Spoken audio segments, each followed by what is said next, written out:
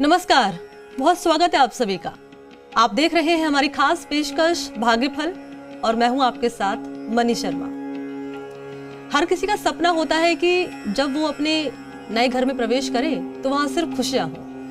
जब हम अपना नया घर खरीदते हैं या बनवाते हैं तो कई बार हम या तो वास्तु पर ध्यान नहीं देते या फिर ध्यान देने के बाद भी कोई ना कोई कमी रह ही जाती है। इसको दूर करने के लिए हम गृह प्रवेश करने से पहले हवन, ग्रह शांति, शुद्धिकरण आदि की पूजा करवाते हैं। और इसी विषय पर विस्तार से जानकारी देने के लिए इस वक्त हमारे साथ मौजूद है ज्योतिष आचार्य पंडित पुरुषोत्तम गौड़ जी। आचार्य जी, आपका स्वागत है। जी धन्यवाद। श्री राम जय राम मेरे राम की जय हो।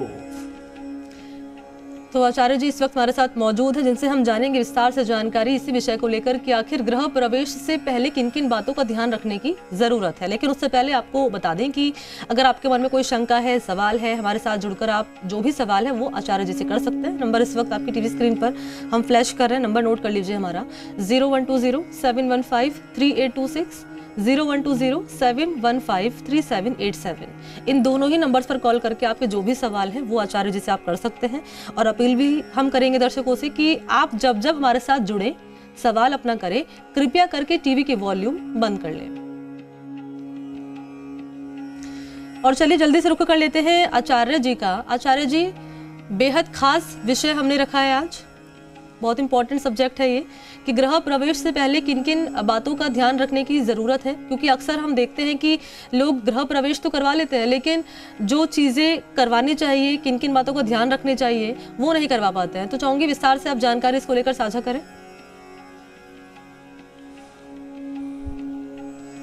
देखिए मणि जी, ये बात बिल्कुल ठीक कही आपने कि गृह प्रवेश यानी मकान एक सपना होता है जी। और जब मकान किसी व्यक्ति को प्राप्त हो जाए तो उस सपना पूर्ण होने पर बड़ी खुशी होती है। और वो होने के बाद जब गृह प्रवेश की बात होती है जिसमें अपन को जीवन पर्यंत रहना है जी। और आपके वंश की वृद्धि होनी है, वहाँ आपको विशेष देखना होता है। और ये बात सही है मणि जी कि गृह प्रवेश समारोह एक हिंदू या सनातन धर्म में एक समारोह के रूप में ही इसको देखा जाता है। बल्कि मैं तो कहूँगा एक पर्यावरण शुद्ध करने और घर को नकारात्मक ऊर्जा से बचाने के पहली बार नए घर में प्रवेश करते समय यज्ञ हवन आदि किए जाते हैं। और ये बात सही है कि यज्ञ हवन आदि किए जाते हैं, उसके बाद ही वो गृह प्रवेश आदि किया जाता है। क्योंकि वास्तु के मुताबिक घर में 5 तत्वों से मिलाकर के बना है। सूर्य, धरती, पानी, अग्नि, वायु, इन सभी का सही तालमेल ही घर में खुशियां और स्वास्थ्य और सुख समृद्धि लाता है। भारत में ऐसा माना जाता है कि गृह प्रवेश को हम बहुत बहुत अच्छे से देखते हैं और उसके पूजा पाठ का बहुत बड़ा महत्व होता है। क्योंकि गृह प्रवेश से पहले पूजा करना अनिवार्य होता है। गृह शांति और वास्तु के जप आदि ही तो शुद्धिकरण करते हैं। इससे नकारात्मक शक्तियां दूर होती है, नकारात्मकता उस जगह की दूर होती है। और पूजा में सृष्टि के 5 तत्व जो मिले होते हैं और ये इसको हम देखते हैं विशेष रूप से। और ये भी आपको मैं बताना चाहूँगा मणि जी कि जब प्रॉपर्टी आदि जब हम खरीदते हैं या कोई भी हम आजकल फ्लैट्स वगैरह बने बनाए मकान लेते हैं तो उनमें एक पॉजिटिविटी भी देखी जाती है। पॉजिटिविटी बहुत ज़रूरी होती है। उसी से सुनिश्चित होता है कि ये ऊर्जा देने वाला घर है या फिर नकारात्मकता देने वाला घर है। ये बहुत दिशा निर्देश है हमारे संस्कारों में, हमारे विशेष तौर पर वास्तु में दिए जाते हैं और मिलते हैं। इनको देखना ही चाहिए और देखने के बाद ही गृह प्रवेश करना चाहिए।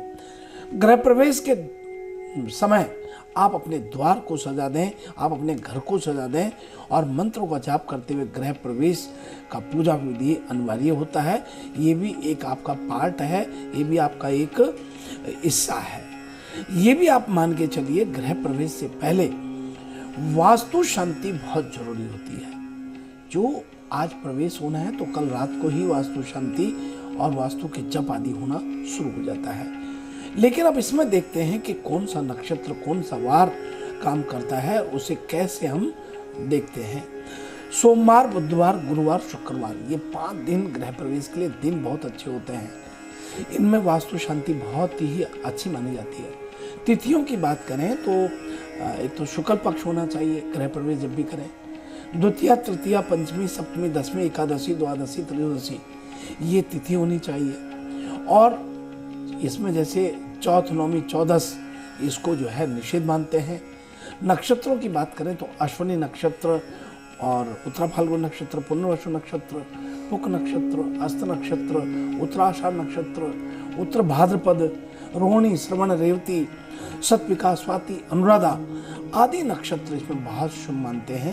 लेकिन ये ध्यान रखें कि जब भी आप गृह प्रवेश करते हैं तो माता बहन की महावारी नहीं होनी चाहिए, क्योंकि वो ठीक नहीं होता है। और ये भी आप ध्यान रखें कि प्रवेश जब करें तो अपने कुल के देवी देवताओं का स्मरण करते हुए उनकी पूजा आदि करके ही गृह प्रवेश करना चाहिए। एक बात और कि ये प्रवेश जब आप करते हैं तो प्रवेश के दौरान सबसे प्रथम आपका पहला सीधा पैर आप प्रवेश द्वार पर रखें। ऐसा करने से आपके घर की सुख, शांति, समृद्धि, वैभव का विस्तार होगा और घर में परिवार की समृद्धि बहुत होती है। लेकिन पुनः एक बात कहना चाहूँगा, हवन करना ना भूलें, क्योंकि हवन का बड़ा महत्व है। हवन में गृह प्रवेश के दौरान घर का शुद्धिकरण होता है और उसमें देवी आहुति भगवान को प्राप्त होती है। इससे आपके सारे देवी देवताओं का आवाहन हो जाता है और उन्हें वो प्राप्त होती है। इसलिए हवन बहुत जरूरी होता है जी। इस प्रकार से ये छोटी छोटी बातें हैं जो गृह प्रवेश पर विशेष रूप से देखी जाती हैं और करनी चाहिए जी। बिल्कुल सही कहा आपने आचार्य जी, और आपने उन तमाम बातों का यहाँ जिक्र किया है, जानकारी साझा की है। मुझे लगता है कि बेहद इंपॉर्टेंट इन्फॉर्मेशन थी, जिसका मुझे लगता है दर्शक इंतज़ार वाकई कर रहे होंगे, क्योंकि गृह प्रवेश तो करा लिया जाता है, लेकिन उससे पहले और उसके बाद किन किन चीज़ों का ध्यान रखने की ज़रूरत है, ये भी जानकारी होना बेहद इंपॉर्टेंट है। बहरहाल हम कॉलर का रुख कर लेते हैं। हमारे फर्स्ट कॉलर हमारे साथ इस वक्त फोन लाइन पर मौजूद है, इनका हम सवाल जानेंगे। पहले अपना नाम बताइए आप। हेलो जी सुरेंद्र जी, अपनी जन्म तिथि, समय, स्थान जी। रामगढ़ से जी, आपका नमस्कार है मेरा। नमस्कार आपको। आचार्य जी आपके चरणों में मेरा भी सत नमस्कार है मेरे। और 8 जुलाई 1954। जी श्री राम, जय राम, जय राम, बहुत धन्यवाद, शुभ आशीर्वाद, जय हनुमान, जय श्री राम। और सुबह का समय 6 बजे का, जन्म स्थान है रतनगढ़। तो ये है कि कल आपने बताया था दीपक, तो मैं देखो घी का 40 साल से कर रहा हूँ, 40 साल से दोनों टाइम। सरसों का तेल का दीपक तो अभी आपसे संपर्क के बाद में करने लगा हूँ। ये शनिवार को करता हूँ और शाम को, चमेली के तेल का मंगलवार की शाम को करता हूँ। लेकिन मैं घी से जो ये कोयले से जोत करता हूँ, मैं उसके बारे में पूछा था। कोयले की जोत में सुबह बालाजी की हमेशा ही करता हूँ। तो शाम को मैं जो कोयले की जोत है, उन्होंने 10-12 साल पहले कहनी माता के कहीं पर बैठा था, तो उन्होंने कहा मेरी जोत करो, तो मैंने सुबह का इनकार कर दिया और शाम को उन्होंने कहा कर दो, मेरी शाम को करते। तो वो अब मतलब बालाजी का हो गया, तो उसको अब जारी रखना चाहिए या नहीं रखना चाहिए, ये मैंने सवाल है। देखिए, आपने बहुत ही महत्वपूर्ण, ये हालांकि ये बात वैसे सामान्य लगती है, लेकिन ये मणि जी बहुत महत्वपूर्ण बात सुरेंद्र जी ने रखी है जी। और मैं समझता हूँ कि हमारे संपूर्ण दर्शकों के लिए बहुत ही कारगर साबित होने वाली है। सरसों का तेल का इस्तेमाल मनुष्य कई सदियों से करता चला आ रहा है। आप ये मान के चलिए कि ये सरसों का जो तेल का दीपक है, ये सिर्फ इसलिए नहीं जलाया जाता कि केवल आप प्रसन्न करने के लिए, बल्कि इसलिए भी जलाया जाता है कि ये हिंदू धर्म में पूजा पाठ में, धार्मिक कार्यों में, सनातन धर्म में घी के दीपक ही जलाए जाते रहे। लेकिन तेल का दीपक जब जलाया जाता है, उस घर में एक तो सकारात्मकता के साथ साथ स्वास्थ्य ठीक रहता है और शत्रुओं का नाश होता है, शत्रुओं का दमन हो जाता है। सरसों का तेल बहुत पीड़ाओं को दूर कर देता है। कहने को तो बहुत छोटी बात है, लेकिन ये बड़ा महत्व देता है। जैसे सरसों का तेल पीपल के पेड़ में जलाते हैं और कोई व्यक्ति 40 दिन तक लगातार पीपल के पेड़ में यदि सरसों का तेल प्रतिदिन संध्या के समय जला देता है, तो आप मान के चलिए कि उन्हें आकस्मिक धन लाभ होगा और रुका हुआ धन मिलने की वापस संभावना बन जाती है। सरसों का तेल दीपक पानी में प्रभावित जो लोग करते हैं उसका बड़ा महत्व है कि वो सरसों के तेल से दीपक को बहते हुए पानी में प्रभावित करने से धन लाभ के साथ गरीबी दूर होती है। तो सरसों के तेल कांच की शीशी में डाल करके जो बहा देते हैं वो व्यापार, नौकरी, तरक्की चाहने वालों के लिए बहुत कारगर साबित होती है। इसी प्रकार से सरसों के तेल में 2 कौड़ियाँ डालें और सरसों के तेल का जला हुआ 2 कौड़ियों का दीपक यदि आप पानी में छोड़ते हैं तो माँ लक्ष्मी प्रसन्न होती है, घर में लक्ष्मी के निश्चित रूप से प्रवेश होता है। सरसों का तेल का बड़ा महत्व है। सरसों का तेल मुख्य दरवाजों के दोनों तरफ यदि आप प्रतिदिन थोड़ा थोड़ा डाल भी देते हैं तो आप समझिए धन संबंधी समस्या दूर हो जाती है। सुबह स्नान करते हुए समय यदि आप सरसों का तेल के मालिश करके स्नान करते हैं तो आप इसे मानिए घर में नकारात्मकता खत्म हो जाती है और कुंडली में कोई भी दोष यदि आपको है तो समाप्त हो जाता है। भगवान भैरव के सामने सरसों का तेल का दीपक जलाने से सभी प्रकार के कष्ट दूर हो जाते हैं, शत्रुओं का नाश हो जाता है। तो जो सरसों के तेल की बात है ये बड़ी महत्वपूर्ण बात है। वहीं जोत की बात करें तो लोकाचार शिष्टाचार के अनुसार जोत कई जगह प्रतिदिन देखते हैं, कई जगह संध्या के समय देखते हैं, कई लोग अमावस्या के दिन देखते हैं, कई सप्तमी के दिन देखते हैं, तो कई द्वादशी के दिन खाटू श्याम जी की जोत देखते हैं। तो लेकिन ये सुख समृद्धि के लिए बहुत ही महत्वपूर्ण मानी जाती है। इसलिए जोत घर में जलाना नकारात्मकता को दूर करने के लिए होती है। अपने घर में शुद्धिकरण का वातावरण यानी एक छोटा सा हवन हो जाता है। इसको सूक्ष्म हवन कहते हैं जो लोग जोत जलाते हैं। जी अच्छा आचार्य जी, एक सवाल मेरा आपसे है। दरअसल मैं धूपबत्ती की यहाँ बात कर रही हूँ। जैसे भगवान की पूजा अर्चना करते समय घी का दिया जलाया जाता है, धूपबत्ती जलाई जाती है। तो अक्सर मैंने ये सुना है कि धूपबत्ती कई तरह की होती है। एक होता है लोबान, आपने भी सुना होगा। तो लोबान सही रहता है या जो एक आम धूपबत्ती है वो भी जला सकते हैं? क्या मायने हैं इनके दोनों के? थोड़ी आवाज नहीं मिल पा रही जी।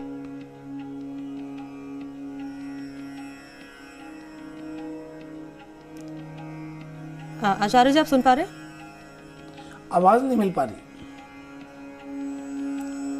आचार्य जी, सवाल दरअसल मेरा ये है कि जब हम पूजा अर्चना करते हैं तो या तो हम अक्सर घी का दिया जलाते हैं भगवान के सामने, या धूपबत्ती जलाते हैं, अगरबत्ती जलाते हैं। मैं धूपबत्ती की यहाँ बात कर रही हूँ। धूपबत्ती भी कई तरह की अब आ गई है मार्केट में।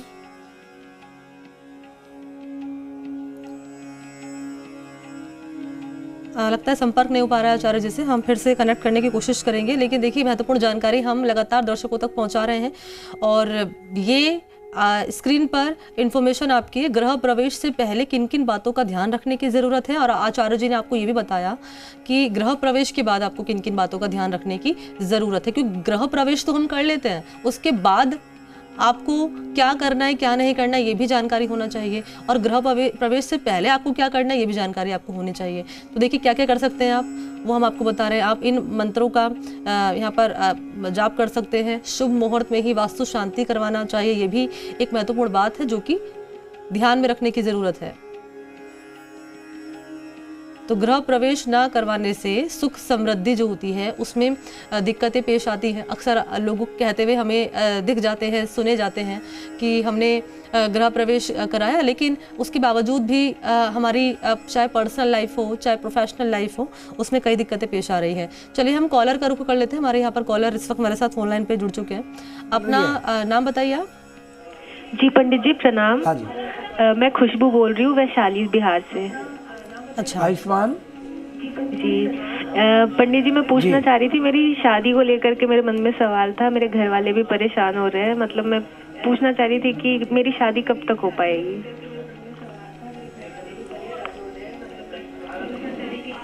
देखिए खुशबू जी, आपका प्रश्न, खुशबू जी अपनी जन्म तिथि, समय और स्थान में चाहूंगी आप बताएं।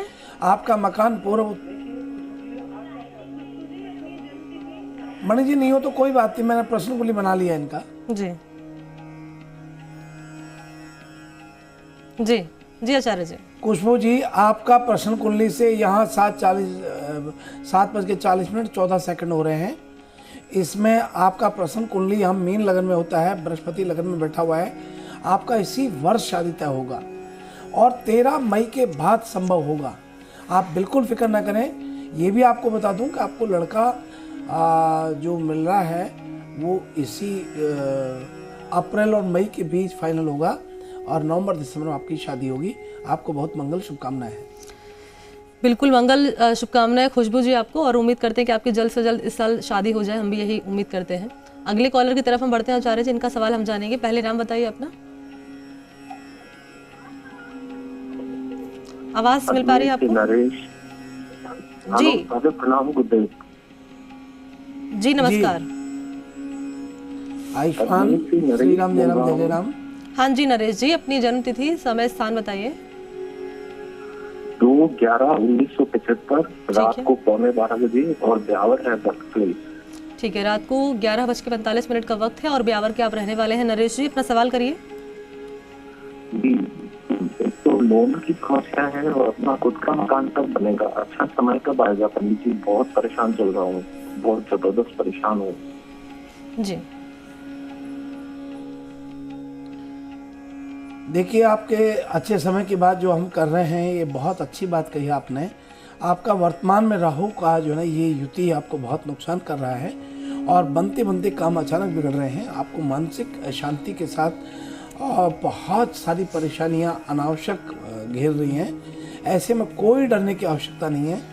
आप कृपा करके अपने खर्चों पर नियंत्रण रखने की आवश्यकता है और परिवार के सदस्यों के साथ अच्छे व्यवहार यानी संतुलन बनाए रखने की आवश्यकता है। निश्चित रूप से आपका इस समय 2023 में और 13 मई के बाद से अच्छा हो रहा है।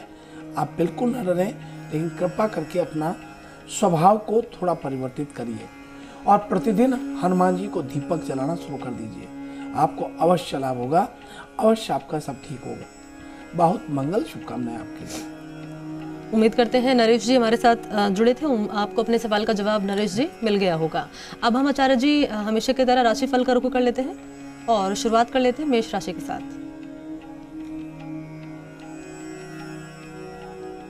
आइए, सबसे प्रथम मेष राशि के जातकों को जो काम आज आपके अटके पड़े थे उन्हें पूरा करने का अवसर आज आपको प्राप्त होगा। आज का दिन आपके लिए बहुत शुभ रहने वाला है। छोटी छोटी खुशियां मिलती ही रहेंगी पूरे दिन भर, जिससे मन आपका बहुत प्रसन्नचित रहेगा। कहने को तो आज का दिन आपको छोटी छोटी खुशियां हैं, लेकिन ये छोटी छोटी खुशियां बड़ा आनंदित और बड़ा प्रसन्न करने वाली होंगी। और अब आगे बढ़ते हैं और बात कर रहे हैं वृषभ राशि वाले लोगों के लिए। आज के दिन खर्चों पर नियंत्रण रखने की आवश्यकता है। परिवार के किसी सदस्य के से कोई दुखद समाचार आज आपको प्राप्त हो सकता है। ऐसे में व्यवहार में संतुलन बनाए रखें और अपने विचार में भी संतुलन बनाए रखें। और अब आगे बढ़ते हैं और बात कर रहे हैं मिथुन राशि वाले लोगों के लिए। मिथुन राशि के जातकों को यदि आप कुंवारे हैं और आपके विवाह की बात चल रही है तो कहीं से आज अच्छा रिश्ता आपको आएगा और वो फाइनल होने की स्थिति में रहेगा। लेकिन आपकी माता का मन उसमें कम ही रहेगा। किसी भी चीज की जल्दीबाजी से बचें, अन्यथा ये आगे चलकर हानिकारक सिद्ध हो सकता है। और अब आइए हम बात कर रहे हैं कर्क राशि वाले लोगों के लिए। आज कुछ कहना चाहेंगे, लेकिन आप शर्मिला स्वभाव रहने के कारण नहीं कह पा रहे हैं और मन में ये बात रह सकती है, जिसका पछतावा आपको बहुत रहेगा। मित्रों की सहायता आज आपको प्राप्त तो हो रही है, मगर आप फिर भी अपनी बात नहीं कह पा रहे। आज आप भूमि भवन प्रॉपर्टी आदि में कहीं निवेश यदि करते हैं तो आपको अवश्य लाभ होता है और यह आगे चल करके बहुत तरक्की देने वाला रहेगा। और अब आइए हम बात कर रहे हैं सिंह राशि वाले सभी लोगों की। आज शेयर बाजार में पैसा यदि आपने लगा रखा है तो वहां से लाभ मिलने के पूर्ण संकेत हमें प्राप्त हो रहे हैं। पहले से ही उस पर नजर बनाए रखें, क्योंकि यह अवसर केवल आज के लिए ही रहने वाला है। और अब आइए हम बात कर रहे हैं कन्या राशि वाले लोगों की। कन्या राशि के जातकों को आज घर में किसी पुरानी बात को लेकर कलेश होने की संभावना दिखाई देती है। आपकी माता और चाची के बीच कोई झगड़ा भी आज हो सकता है। ऐसे में आपका बीच में बोलना विवाद को हवा देने का काम कर सकता है, जो कि बिल्कुल आपके लिए अच्छा नहीं रहेगा। इसलिए मौन रहते हुए, शांति से रहते हुए अपनी बात को रखें और बड़ा मन रखते हुए, माफ करते हुए आगे बढ़ें। और अब आइए हम आगे बढ़ते हुए बात कर रहे हैं तुला राशि वाले लोग। आज धार्मिक कार्यों में खर्च होना लगभग तय होता है। मन आध्यात्मिक रहेगा। पिता के साथ बाहर जाना आज आपको पड़ सकता है। पत्नी के साथ कुछ बातों को लेकर आज मतभेद सामने आएंगे, लेकिन समय रहते वह सब समझ जाएंगे। और अब बात कर रहे हैं वृश्चिक राशि वाले लोगों की। आज के दिन आपको अपनी भावनाओं पर नियंत्रण रखने की आवश्यकता है, अन्यथा स्थिति पहले की अपेक्षा बिगड़ सकती है। सभी के साथ बोलते समय मीठी वाणी का प्रयोग करते हैं तो काफी आपका हित रहेगा। और अब बात कर रहे हैं धनु राशि वाले लोग। धनु राशि के जातकों को आज मानसिक स्वास्थ्य में सुधार देखने को मिल रहा है। आज आपका मन बहुत प्रसन्न रहेगा। कोई बात मन ही मन आपको प्रसन्न करती रहेगी, लेकिन इसे किसी से साझा नहीं करेंगे। सभी के बीच आपसी सहयोग में भी आज वृद्धि देखने को मिलेगी। आज परिवार में आपस में सामंजस्य बहुत अच्छा आपका रहने वाला है। और अब आइए हम बात कर रहे हैं मकर राशि वाले लोग। आज साझेदारी में व्यापार यदि आप करते हैं तो कुछ ऐसा घटित हो सकता है जिसकी आपको अपेक्षा ही नहीं थी। हालांकि अंत में यह आपको लाभ देने वाला सिद्ध होने वाला है। कुछ घबराने की जरूरत नहीं है। आज कोई नए व्यापार आदि को भी आप फाइनल करने वाले हैं। और अब आगे बढ़ते हैं और बात कर रहे हैं कुंभ राशि वाले सभी लोगों के लिए। आज किसी बात को लेकर के मन में थोड़ी आशंका रह सकती है, और क्या किया जाए और क्या नहीं किया जाए, इसी उलझन में आज आपका दिमाग चलेगा। लेकिन आप अपनों से बड़ों से परामर्श लेते हैं या फिर बुजुर्गों का सम्मान करते हुए उनका आदेश को स्वीकार करते हैं, आत्मसात करते हैं, तो आपको बहुत लाभ होने की स्थिति बनती है। आज नौकरी आदि से भी लाभ मिलने के पूर्ण संकेत दिखाई देते हैं।